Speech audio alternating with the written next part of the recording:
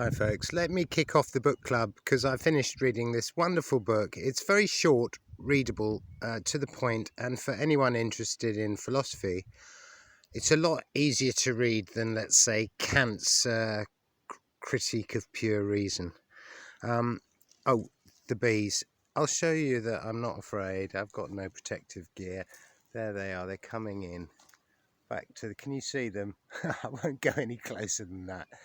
This is where the honeybees live. I'll just move away from the honeybees in a sensible fashion to talk about Jungian philosophy. Very important to us in the Lucy Letby case because Jung kind of gave us the idea of shadow projection, where we're trying to hide something about ourselves, so why not accuse somebody else of that?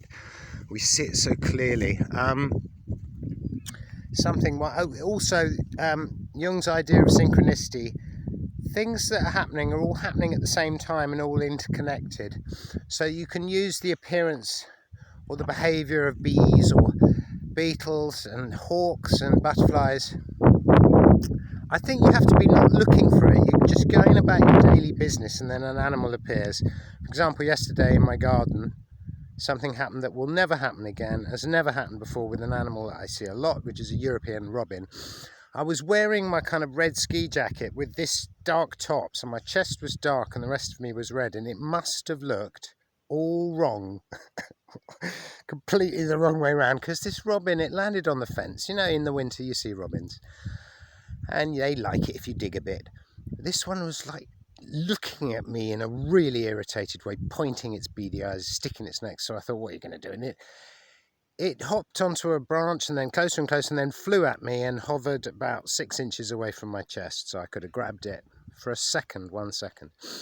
So it was telling me to F off. This is the universal language that, the book is about language as it appears in books. He rests his head on a book as a pillow in the first page. The boy with a name, he's given a name in the first sentence, but after that he's a boy, he's just a shepherd, he's got magical powers, he's like a Christ figure or any hero figure. Joseph Campbell is a great writer who writes about the universality of mythology, and this book draws on a little bit of Christianity and a little bit of Islamic philosophy. Maktub, it is written. That little robin was Mark, for 1 second, appearing on the documentary. It's an important second because it sort of reflects the power of the individual without a specialism who just has passion, pure passion, to do something brilliant. And it was encapsulated. I haven't watched the documentary because I had encounter with 3 adders on the road. Don't normally see adders on the road. If I go to the undercliff, I can find them, see them at certain times. And the first one was a beautiful live snake crossing my path at the top of the lane on the day after the Anouk Curry documentary was broadcast.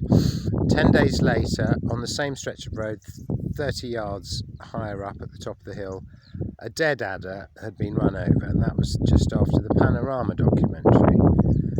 So I put the adder in the hedge and thought, that's very odd, 2 snakes. And 2 weeks later, back in the place where I saw the first live one, another dead one, smaller than the other 2. 3 snakes, 3 documentaries. So when the trailer came up, I already had it worked out. But my wife has been very reassuring and argumentative and say, you haven't watched it. She thinks it's on Lucy's, she thinks it's in her favour.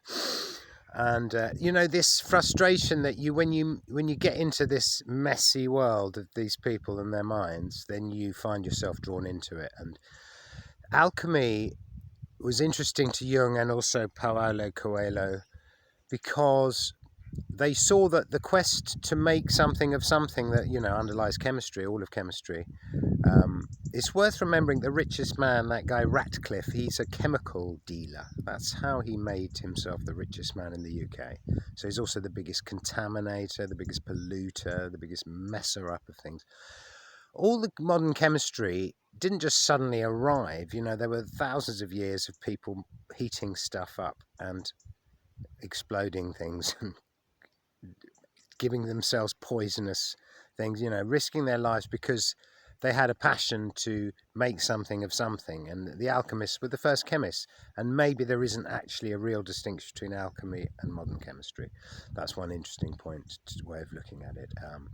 But anyhow, wonderful book, and if anybody else wants to do a little video like this, or maybe we could have a live and discuss it.